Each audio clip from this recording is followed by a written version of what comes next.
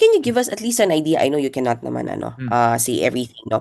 Give us an idea, what is this? Is this a bomb threat? Is this a threat na may magrarally Mm. sa labas ng Senado, susugod sa loob? At Mm. least give us a picture, sir. Okay. What threat are we talking about? Okay. If you remember, nung Blue Ribbon na consultative meeting, nag-suspend si Chairman Erwin Tulfo at Mm. linapitan siya ni Director Matibag. No? At Mm-mm. hindi ko lang masabi in detail, no? But what he said is there's a possibility of na merong manggugulo, no, sa Senado. And it's a possibility na armed group yung manggulo, no. And tinanong ako ni Senator Erwin at that time kung ano ang magiging decision, and I told him na meron naman tayong security beef up in the Senate.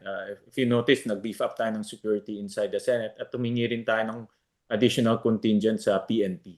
No? And I told him, I'm very confident na safe naman yung building. No? That's why tinuloy yung hearing at that time. Mm-mm.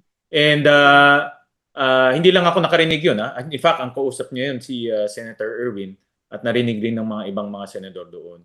And ang assurance ko naman sa mga senador na through our Sergeant at Arms, ready tayo for any eventuality. That's why tinuloy. No? Nagkaroon lang ng earthquake kaya maaga in-adjourn yung or maaga sinuspend yung hearing. And that same day, I called the director of NBI to get more details. And shinare niya nga sa akin yung mga details na baka may mga manggugulo, no, sa loob ng Senado, and they might be armed. No? So out of abundance of caution, the following day I met with, of course, OSAA, our Sergeant at Arms.